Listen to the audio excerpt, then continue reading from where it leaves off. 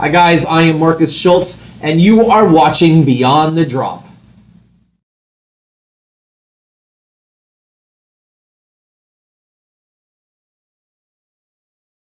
That's a great point. I mean, those 7 years that I played, as a resident, the things that I learned from it, you learn a sense of community. You're part of a community, you're part of a scene. You learn, how to, you're not afraid to take chances because they're all your friends, and you're like, you're able to do things, and also during those times I played really long sets, every Friday and Saturday, 7-8 hours. So for me, those years is where I really kind of like developed, and I listen back to some of those old sets, and I hear a lot of mistakes, but at the same time, it's like through those mistakes, I learned a lot. So I think that nowadays, with guys making a hit record and then having to go learn how to DJ and tour from this hit record, they don't really get that all of that that went into it, and their sets are much more like polished and no chances taken, and it's just like it's like a mini concert, so to speak. So, and I always say, the things that I experienced, that's the art of DJing, the art form behind it. A lot of times what you see today, it's not the art of DJing, it's DJing as a means to present your music, to perform your music, but it's not the art of DJing. There's a big difference between, that and the resident DJs, what they do.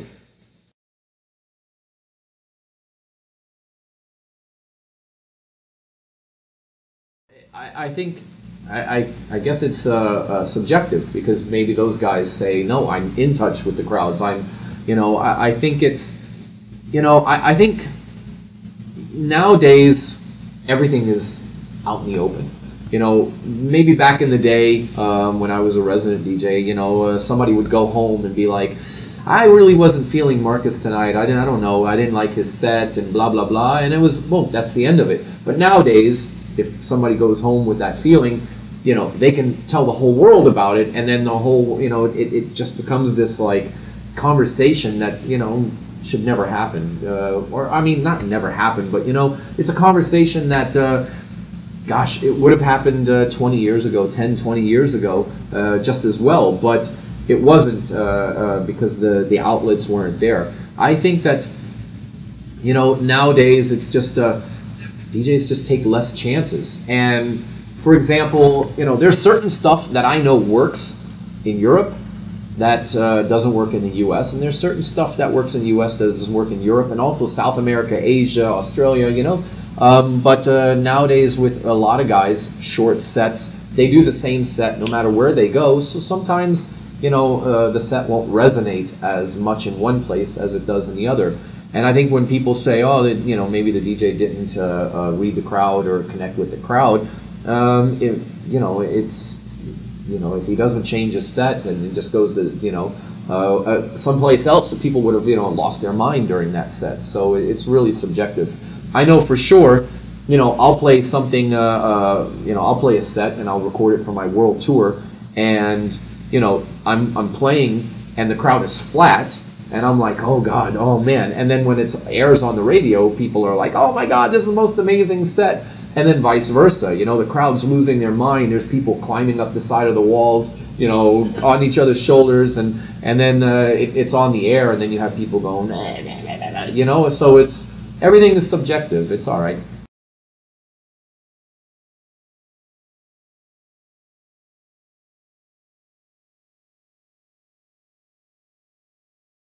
I would love to do a, even if it's like we do a night together where, I'll play and then we do 2 hours back to back and then Danny plays. That would be amazing. I know Danny and we've talked many times, and ironically we have the same agent. So I mean, I know it's like, why can't we, but in this business it's just so difficult to match up, match up our schedules and everything. But I think it's on my bucket list for sure to do a set with Danny. I mean, I remember for me, you know, Danny Tenaglia, Space, 2001. I said this, I've told this story before, and it was one of the most incredible, you know, memories that I have. I was on the dance floor. On one side of me is Carl Cox. On the other side of me is John Digweed, and we're just looking up, and Danny Tenaglia is just holding court. You know, he's just like, he's rocking it, and we were just like, wow, you know, and it's those kind of moments, you know, where it's like, you got legends next to you, and you're just dancing, and here I was just, you know, I'm just barely scratching the surface of my journey in my career. So, you know, Danny for me is a big hero.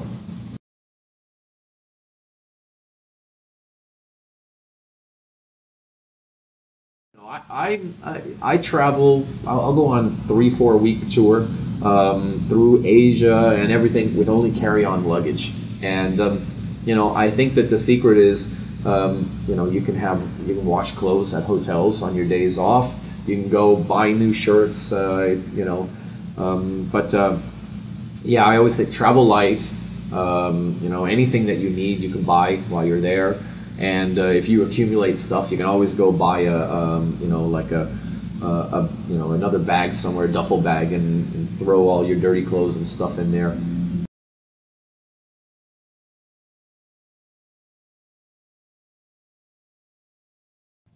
I think one of my favorite, I mean, I can't pinpoint one favorite government memory, but you know, there's so many of them. But I remember, you know, special parties. I remember when I played with John Digweed and Above and Beyond in Cool House. I remember, gosh, I remember my first open to close solo set there. That was really special. I remember from my first open to close solo set, it was the weekend of the marathon. And I remember at the end of my set, the marathon was in, you know, it was in full motion, and we had the driver was across the street, so we had to cross the street that the marathon was on. Me with all my, you know, with my bag, security, and then also there was a couple of girls that were hanging out as well.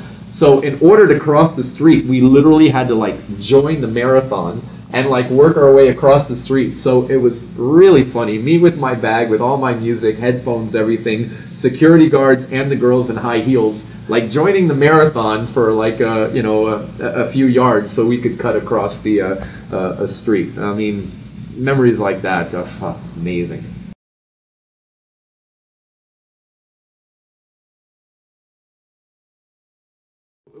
Cool House is kind of like, it was I remember I made that track. I think it was on the airplane leaving, and I had the ideas, and it was also for the Toronto '09 compilation. But you know, I think there's a part of government in a lot of my tracks that you know, because every time I play at government, I just walk away with this, you know, I'm still buzzing, you know, for weeks and weeks.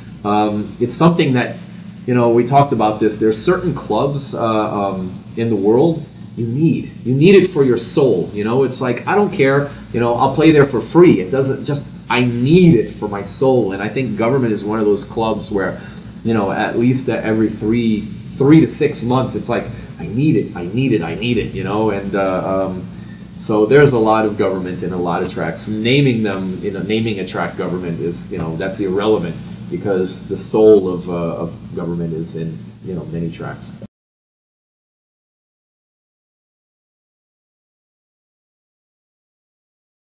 Listen, I love the main room because it's like, that's where I do the open and close. But at the same time, you know, when I do the shows, you know, the 2-hour shows with all the pyro and the video and all that, Cool House is an amazing showroom for that. So I always look at it as like, Cool House, festival vibe.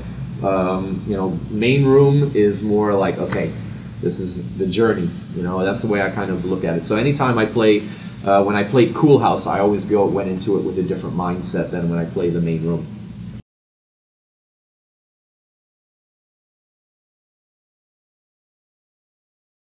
That was the first time I went, and I was very smart and only went for 3 days as opposed to the whole week. But next year I'm going for the whole week, because I think anybody who goes to it for the first time should just kind of like, you know, it's like a culture shock. It's amazing, just amazing, and you're never prepared for it, even though you think you're prepared. But next year, yeah, we're going to try and go for the whole week. And it was just amazing. It was, you know, for me, it was almost life-changing because, I mean, it was so inspirational, and just to see all this, you know, art. And it was funny because we were having, I was having breakfast with Above and Beyond, and we were saying, like, I said to him, I said, I think every crazy person in the world is here. And then they said back to me, they said, no, I think that we're all normal and all the crazy people are out there. Because it's amazing, you know, it's art, you know, and it's just for the love of art and all the people. It's just so much passion and artistic vibe there. I don't think there's anything like it in the world. I remember I just walked out in the middle of the desert in the middle of the night, and I just stood there looking around and just seeing all the lights everywhere, and I was just blown away. So next year, full week for sure.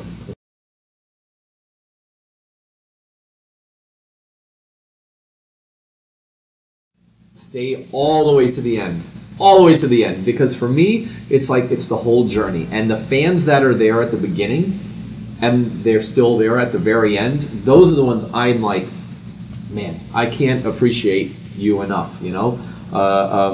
I think that, you know, if somebody comes like in the middle, stays for 2 hours and then leaves, they're just getting like a little section of what it is that I'm trying to say. But the people that stay from the beginning and they are there at the end, that's the whole story. You know, I'm trying to tell the whole story, and maybe somewhere in the middle, I'm doing something that they're not connecting with, and then but they're not getting the whole story. And then at the end of the night, they go, I get it now. You know, for me, I love the fans that are there at the very end.